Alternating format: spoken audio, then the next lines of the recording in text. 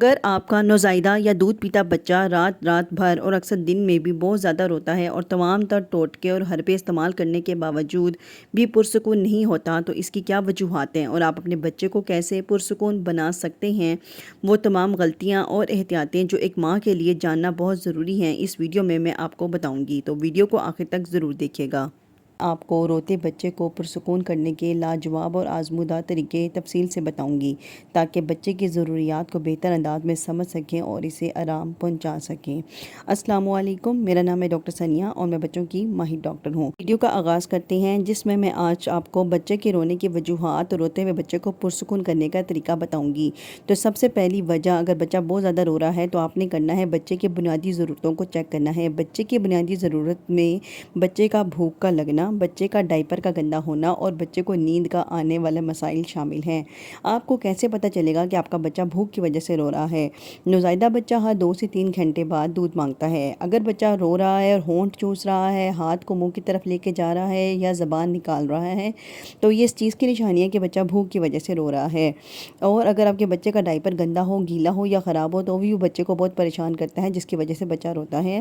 اس کے علاوہ بچے کی نیند کی وجہ سے بچے کو بہت زیادہ رونا آتا ہے، کیونکہ بچے کو سونے کے لیے پرسکون ماحول کی اور گود کی ضرورت ہوتی ہے۔ دوسری وجہ جو بچے کو بہت زیادہ رلاتی ہے وہ ہے بچے کی جسم میں تکلیف، جسے ہم گیس کا مسئلہ یا کولک بھی کہتے ہیں۔ بچے کے پیٹ میں گیس یا درد کی وجہ سے بچہ ٹانگیں اپنی طرف کھینچتا ہے، پیٹ سخت ہو جاتا ہے اور بچہ بہت زیادہ روتا ہے کہ اس کا منہ کا رنگ لال یا نیلا ہو جاتا ہے اور بچہ چپ ہونے کا نام بھی نہیں لیتا۔ اگر بچے کے رونے کی وجہ کولک ہے تو اس کا حل کیا ہے؟ اس کا حل یہ ہے کہ آپ ہلکے ہلکے ہاتھ سے بچے کے پیٹ کی مساج کریں ناریل یا زیتون کے تیل سے۔ اس کے علاوہ بائیسیکل ایکسرسائز کی طرح بچے کی ٹانگوں کو اس کے پیٹ کے ساتھ لگائیں، جس سے بچے کے پیٹ کی ہوا خارج ہوتی ہے۔ اس کے علاوہ کولک کے ڈراپس جو ڈاکٹر کی ہدایت سے آپ استعمال کر سکتے ہیں وہ بھی استعمال کرا سکتے ہیں۔ گرائپ واٹر بھی 5 قطروں سے زیادہ نہیں دے سکتے۔ آپ کو میں 2 پوائنٹس بتا چکی ہوں کہ بچے کو اگر بھوک لگ رہی ہے، نیند کی کمی ہے تو آپ اس کو دودھ پلائیں تو بچہ پرسکون ہو جائے گا۔ دوسرا میں نے آپ کو بتایا کہ اگر بچہ بہت زیادہ رو رہا ہے تو گیس کی وجہ سے تو آپ ایکسرسائز کریں گے، مساج کریں گے، کولک کے ڈراپس دیں گے تو بچہ بہتر ہو جائے گا۔ تیسرا، روتے ہوئے بچے کو سکون میں لانے کے لیے سودنگ ٹیکنیکس ہوتی ہیں، جس میں بچے کو ماں گود میں لے کر ہلاتی ہے، جسے راکنگ ٹیکنیک کہتے ہیں۔ بچے کو کندھے پر رکھ کر آہستہ آہستہ جھولا دیں تو ماں کی گود میں بچہ سکون محسوس کرتا ہے اور سو جاتا ہے۔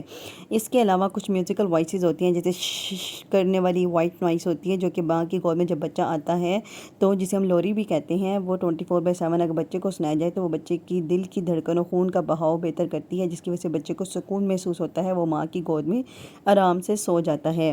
اس کے علاوہ بچے کے جسم کو ماں کے جسم کے ساتھ لگانا، جسے اسکن ٹو اسکن کانٹیکٹ کہتے ہیں، یہ ماں کے جیسے ساتھ لگتا ہے تو بچے کو ماں کی دھڑکن، حرارت اور خوشبو محسوس ہوتی ہے اور بچہ سکون محسوس کرتا ہے۔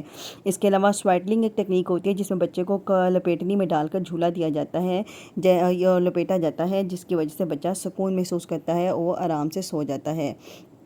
بچے کی توجہ ہٹانے کے لیے بچے کو ہلکی آواز میں لوری یا نعت سنائیں یا اللہ اللہ کی آوازیں نکالیں یا ہلکا ہلکا سا میوزک، جیسا کہ آپ کے گھر میں بچوں کو عادت ہوتی ہے، یا چھوٹے سے بچے کے ریٹل جس کی بہت سافٹ سا میوزک ہوتا ہے اس کو چھنچھنائیں تو بچہ سکون سے سو جاتا ہے۔ اس کے علاوہ لوگ پیسیفائر جسے چوسنی کہتے ہیں اس کا بھی استعمال کرتے ہیں۔ آپ چوسنی کو استعمال بالکل کر سکتے ہیں، لیکن اس کی صفائی اور ہائیجین کا خیال رکھنا بہت ضروری ہے۔ پرسکون کرنے کے لیے، روتے بچے کو چپ کرانے کے لیے ماحول کا پرسکون ہونا بہت ضروری ہے، جس میں بچہ جس کمرے میں ہے اس کے کمرے کی لائٹ مدھم ہو، شور کم ہو، کمرہ نہ بہت زیادہ ٹھنڈا نہ بہت زیادہ گرم ہو۔